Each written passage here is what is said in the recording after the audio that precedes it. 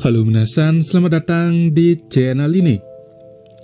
Akaza adalah iblis peringkat 3 teratas dari 12 iblis bulan di bawah kepemimpinan Kibutsu Jimuzan. Dia sangat ahli dalam seni bela diri. Seperti iblis lain di peringkat atas, dia juga memiliki latar belakang yang menyayat hati. Nah, dalam video kali ini, kita akan membahas kisah hidup dari Akaza, iblis bulan atas peringkat ketiga. Mulai dari latar belakang Akaza, bagaimana kehidupan awalnya, bagaimana dia berubah menjadi iblis, dan kisah cintanya sampai dengan kematiannya. Tapi sebelum lanjut, tidak ada bosan-bosannya admin mengingatkan kalian untuk subscribe dulu channel ini, biar admin jadi makin semangat bikin konten ke depannya. Dan mari kita mulai.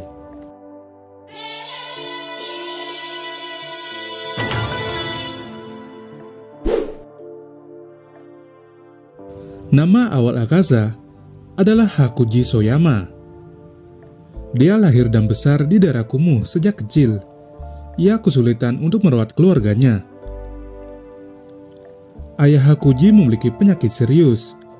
Untuk menyediakan obat ayahnya, Hakuji biasa melakukan pekerjaan tidak etis seperti mencopet dari penduduk kota, mencuri, dan sejenisnya.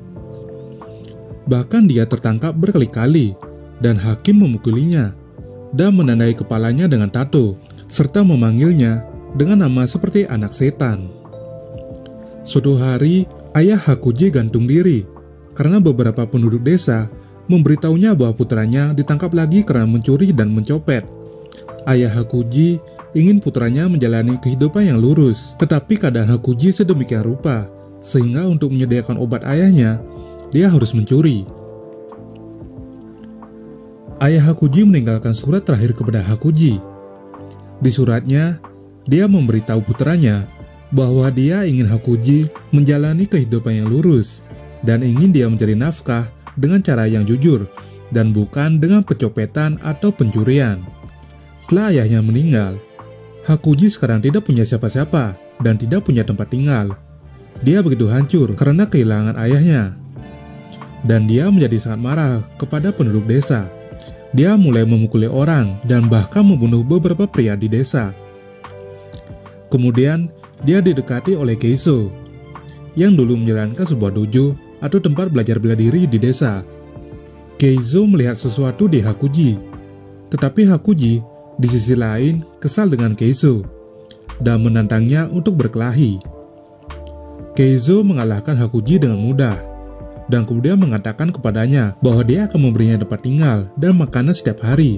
Tetapi, dia harus merawat putrinya yang saat ini sedang sakit. Hakuji adalah orang yang ahli dalam merawat orang sakit. Jadi ini bukan masalah, karena di masa lalu, dia merawat ayahnya. Tetapi di sini, Koyuki tidak seperti kebanyakan gadis lainnya. Dia sering menangis karena hal-hal kecil. Tapi Hakuji tahu bagaimana cara memotivasinya. Dia pernah berjanji padanya bahwa dia akan membawanya ke festival kembang api setelah dia pulih dari kesehatannya yang buruk. Nah, suatu hari, Hakuji menemukan bahwa Koyuki dipaksa keluar dan ditinggalkan oleh pemilik dojo saingannya. Pemilik dojo saingannya itu selalu mengincar dojo Soryu milik Keizo dan selalu iri karena dulu mereka mendapatkan lebih banyak murid. Tapi Hakuji mencegah mereka, melawan mereka, mengalahkan 9 orang, dan akhirnya membuat mereka meminta maaf kepada Keizo dan menyuruh mereka untuk tidak kembali ke dojo Soryu atau mengganggu Koyuki lagi. Nah, setelah itu mereka meminta maaf dan akan membiarkan dojo Soryu dalam damai. Mereka juga berjanji bahwa mereka tidak akan pernah menyakiti Koyuki lagi. Singkat cerita, 2 tahun telah berlalu, dan kesehatan Koyuki telah meningkat secara signifikan. Benih-benih cinta berkembang antara Hakuji dan Koyuki. Hakuji sekarang mengajar para siswa di dojo Soryu, dan membuatnya menjadi populer, dan semakin banyak siswa akhirnya mengunjungi dojo Soryu untuk belajar keterampilan dari Hakuji.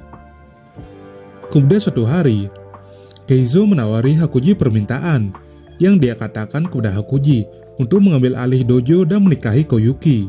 Hakuji setuju dan berjanji padanya bahwa dia akan merawat Koyuki selama sisa hidupnya. Kemudian di festival, Koyuki memberitahu Hakuji tentang masa lalunya dan bertanya apakah dia setuju dengan lamaran itu. Dia juga menegaskan kembali sumpahnya padanya dan berjanji padanya bahwa dia akan melindunginya dengan seluruh hidupnya. Kemudian saingan dojo yang sebelumnya mendengar tentang pernikahan Hakuji dengan Koyuki dan dia sangat marah. Dia lalu mengumpulkan beberapa siswa dari dojonya dan mencoba melawan Hakuji, tetapi mereka kalah. Kemudian mulailah bagian sedih dari keseluruhan cerita. Setelah seluruh insiden dengan saingan dojo, beberapa hari kemudian, Hakuji mengunjungi makam ayahnya untuk mendapatkan berkah dan menunjukkan kepadanya bahwa ia telah memilih kehidupan yang baik dan akan menikah dengan Koyuki, wanita yang ia cintai dalam hidupnya. Kemudian, segera setelah kembali ke desa, dia merasakan sesuatu yang salah. Dia bisa merasakan bahwa sesuatu pasti telah terjadi ketika dia pergi. Kemudian, salah satu dari muridnya mengatakan kepadanya bahwa saingan dojonya yang dia kalahkan telah meracuni sumur di mana Koyuki dan Keizo biasa minum air, dan keduanya kini sudah mati. Ini semua terjadi saat Hakuji berada di luar desa. Hakuji setelah mendengar ini menjadi patah hati. Orang yang memberinya kehidupan yang baik dan gadis yang dicintainya sepertinya hidupnya sudah tidak ada lagi. Hakuji tidak lagi normal pada waktu itu. Menjadi gila dengan situasi itu, dia kemudian membunuh semua 67 anggota dojo saingannya, termasuk pemiliknya, dengan tangan kosong. Dia memastikan semua mayat mereka juga tidak bisa dikenali. Nah, berita ini menarik perhatian Kibutsuji Muzan, yang kita semua tahu dia adalah raja para iblis. Dia segera pergi ke tempat kejadian dan menyaksikan apa yang telah menyebabkan malapetaka Hakuji. Muzan memutuskan untuk menjadikannya salah satu dari 12 Kizuki atau 12 iblis bulan. Hakuji sekarang sudah tidak ada yang melindungi dan cinta dalam hidupnya telah hilang, dan sosok yang dia anggap seperti ayahnya sendiri, yaitu Keizo, juga sudah tidak ada lagi. Jadi dia menerima tawaran Muzan, dan Hakuji menjadi salah satu iblis terkuat sepanjang masa, yaitu Akaza, si iblis bulan atas ketiga. Begitulah cara Hakuji berubah dari manusia normal menjadi iblis. Dia telah meninggalkan nama manusianya dan memilih nama Akaza untuk mengawali kehidupan barunya menjadi seorang iblis. Bertahun-tahun menjadi iblis, dia telah banyak membunuh manusia dan juga telah membunuh beberapa Hashira dari pasukan pemburu iblis. Dan suatu ketika, dia bertemu dengan salah satu Hashira, yaitu Kyojuro Rengoku, sang Hashira api. Awalnya dia sempat meremehkan kekuatan dari Kyojuro, hingga pada akhirnya dia mengakui kekuatan dari Kyojuro dan mengatakan dia memiliki potensi yang sangat besar untuk mencapai tingkatan kekuatan yang lebih tinggi. Akaza tergila-gila dengan kekuatan Kyojuro dan terus membujuknya untuk menjadi iblis agar bisa mengembangkan potensinya dan juga agar mereka bisa bertarung satu sama lain sepuasnya. Tapi tentu saja ajakan itu ditolak oleh Kyojuro dan pada akhirnya Akaza membunuh Kyojuro setelah melewati pertarungan yang sengit. Dia kemudian terpaksa mundur karena matahari segera terbit.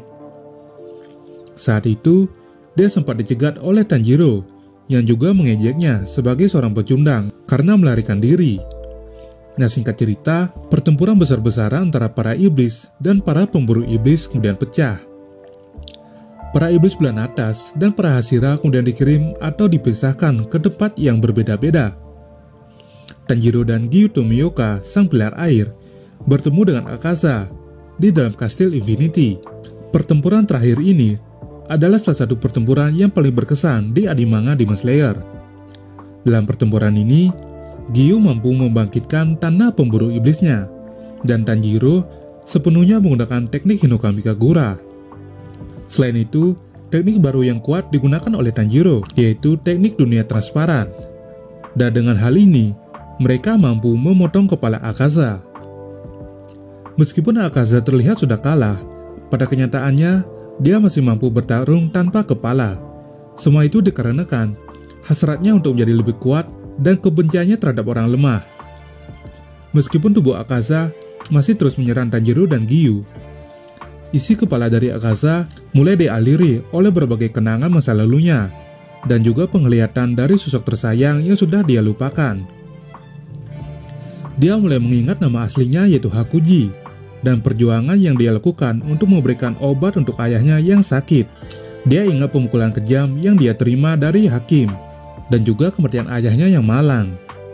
Dia ingat bagaimana dia bertemu Keizo.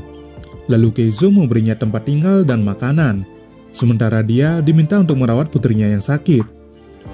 Dia mengingat saat dia menghabiskan waktu bersama Koyuki, bagaimana dia jatuh cinta padanya. Dia mengingat semua momen yang mereka habiskan bersama dalam festival kembang api, saat mereka menegaskan kembali sumpah mereka satu sama lain.